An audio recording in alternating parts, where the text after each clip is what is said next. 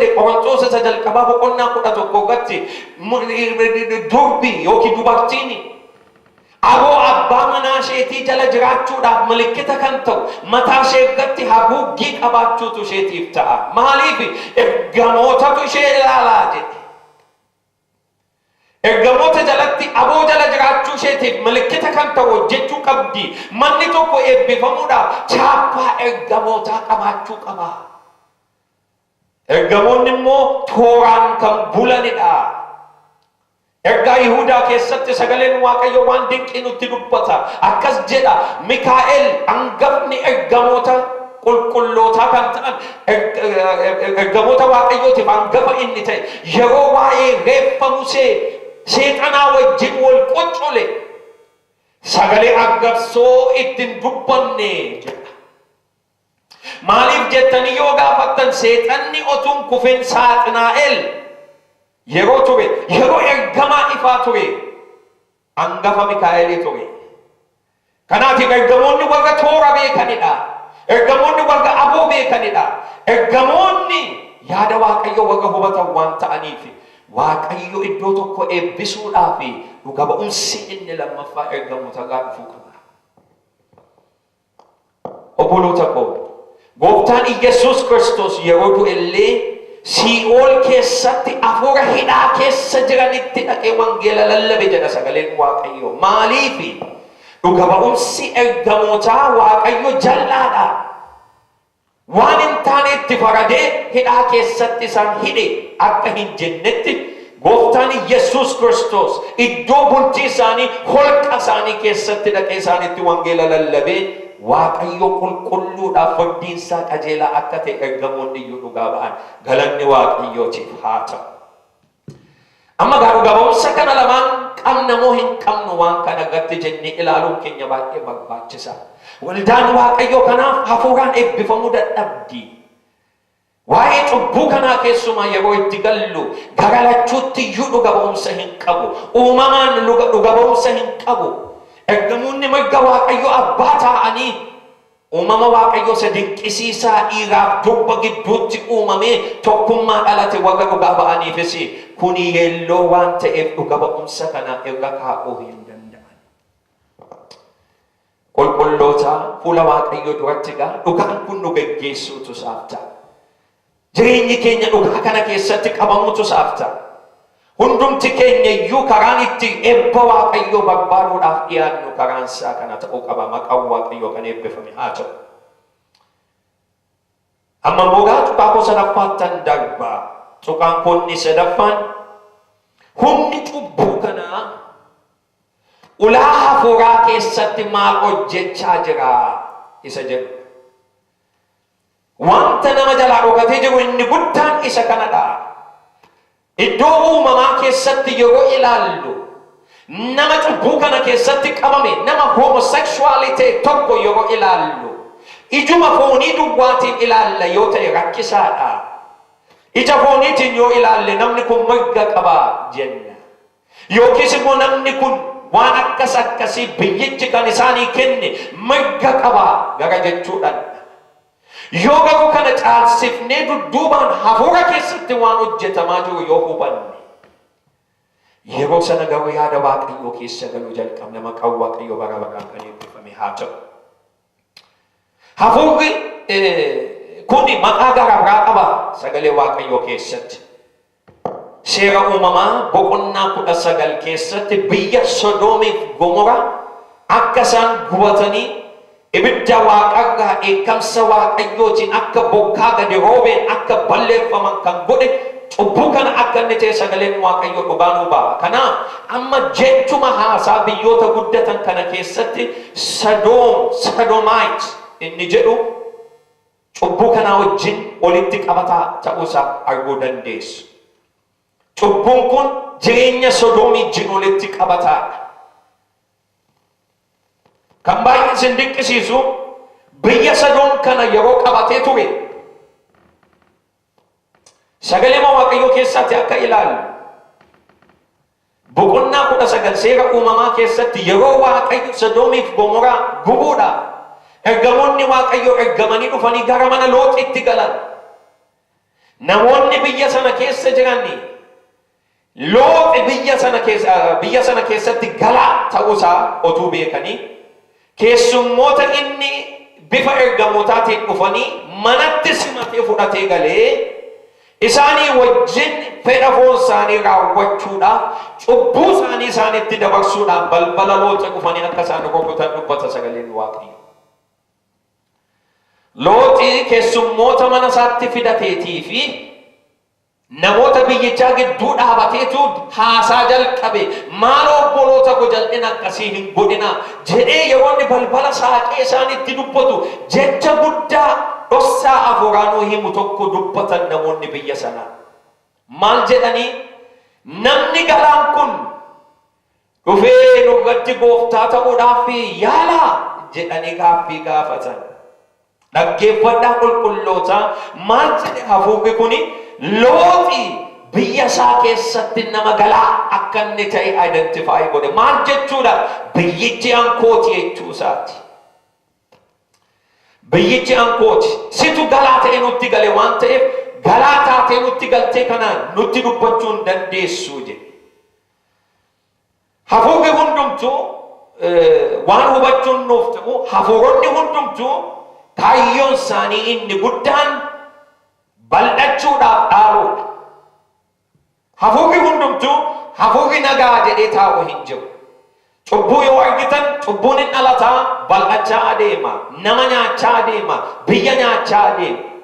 Hafuurri yeroo hundumaa kaayyoon isaa itti gallisaa bal'achuu dhaaluudha. Namni Waaqayyoo kana hubatu taanaan wanta hin dhiibne otuu hin beekin si dhiiba.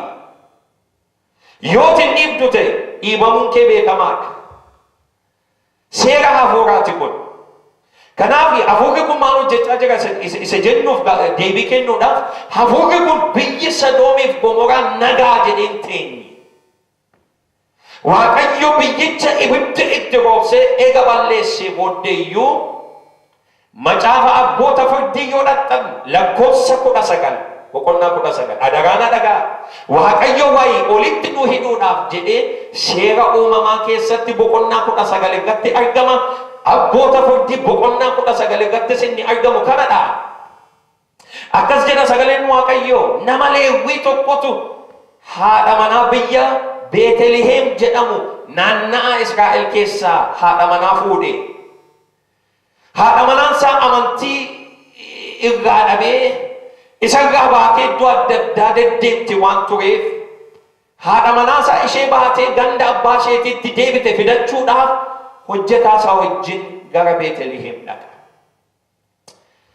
Achitti seenaan isaa dheeraa waan ta'eef waan gochuun isaaf ta'u hundumaa godhatee haadha manaa isaa seeraa ishee taate fudhatee otuu biyya Israa'elitti deebi'aa jiru deemsa isaanii waaree booddee galaa aduu jala waan jalqabaniif otuu isaan iddoo yaadan hin ga'in aduun itti dhi'u jalqabe.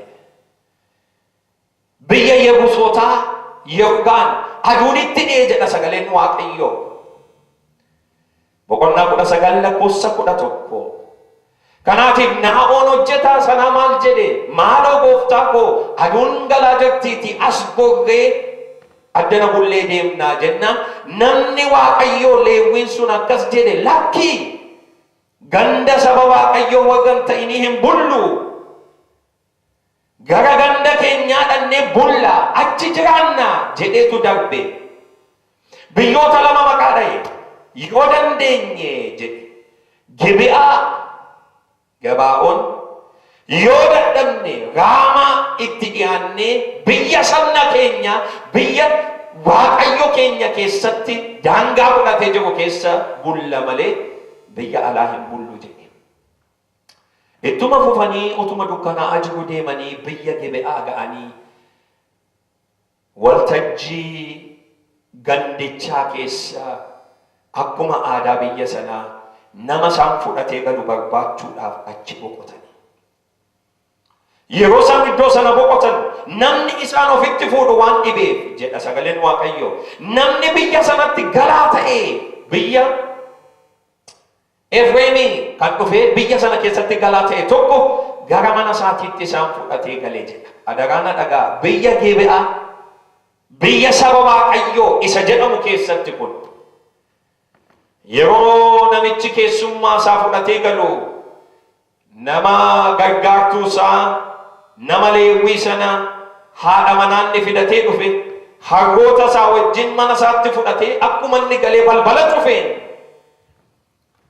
seera uumamaa boqonnaa 19 keessatti ergamoota Waaqayyoo irratti inni raawwate sun deebi'ee otuun isaan irratti raawwatu argina. Na dhaga'a. Balbala alaa rukutanii biyya saba Waaqayyoo isheen jedhamte biyya Gibe'aa keessatti balbala alaa rukutanii warra amma mana kee buluudhaaf dhufan kana gadi nuu baasi. Isaanii wajjin isaan gadheessinaa. Isaanii wajjin fedha foon keenyaa raawwannaa jedhanii nama isaa keessummoota fudhatee galetti otuu isaan dubbatanii argina. Namichi garuu deebisee fi akkas jedha sagaleen Waaqayyoo. Maal obboloota koo waan gadhaa akkasii saba Waaqayyoo gidduutti hin hojjetinaa. Maaloo haadha manaa namicha kanaa jirtiitii isheen isinii kennaatii fedha keessan ishee irratti raawwadhaa. Dhiirota biraan ga'inaa. Maaloo cubbuu akkasiin hojjetinaa jedhee kadhate. Garuu diddeedhaa fi rakkina baay'ee booddee balbala cufatanii haadha manaa namichaa namoota sanaatiif kennan. Ishee irratti gurri namaa dhaga'uudhaaf kan nama suuqa'u eega hojjetanii booddee ganama namichi irribaa ka'ee deemsa isaatti fufuudhaaf yeroo ka'u haadha manaansaa balbala manichaa fuulduratti kuftee gatamtee argan. Obboloota koo adaraa kana dhageessan hin barbaada. Hafuurri kun Sodoomiif Gomoraatu nagaa jedhee achitti nafne. Hafuurri kun yaadni isaa bal'achuu waan ta'eef gara biyya Waaqayyoo dhufe. Biniyaam bira dhufe. Namichi kun yeroo ganama ka'ee haadhi manaansaa duutee arge waan dinqisiisaa godhe jedha sagaleen Waaqayyoo. Nanna ishee kana buusaa nanna isheetii iddoo 12tti kukkutee ergamootaan gosa Israa'el 12tti bittimsee erge. Cubbuu hamaatu ni gidduu galeera. Iddoo biraatti hafuurri kun dhufee nutti galeera jedhee ergaa kana Israa'el guutuutti erge jedha sagaleen Waaqayyoo. Gosa Israa'el keessaa ergaa sana kan argate hundumtuu dubbii guddaa tokko dubbatanii jedha. Eega ijoolleen Waaqayyoo sabni Israa'el biyya Gibxiitii ba'anii cubbuun akka kanaa yeellaasisaan Israa'el keessatti hin taane jedhan. Gibxii ba'uun fayyinaa. Israa'el akka Gibxii ba'e nummoo biyya lafaa nu ajjeesu biyya lafaa dukkanaa keessa gara mootummaa Waaqayyoo isa ifaatti Waaqayyoo nu baaseera. Nu gidduutti iyyuu dhaga'amuun kan isaaf hin taane dhaga'amaa jira garuu hadha. Saba Waaqayyoo gidduutti hojjetamuun kan isaaf hin taane, argamuun kan isaaf hin taane, cubbuun nama gaddisiisu garuu manuma Waaqayyoo keessatti hojjetamaa jira. Israa'eloonni akka nama tokkootti yaa'anii dhufanii jedha sagaleen Waaqayyoo cubbuu kana balleessuudhaaf. Sanyii Biniyaam lafarraa balleessuudhaaf dhufanii jedha. Itti fuftanii seenaa isaa dubbifachuu hin dandeessu isin yeroon nan ga'u. Qulqulloota ergaan isinii dabarsuudhaaf barbaadu haqa garuu kanadha.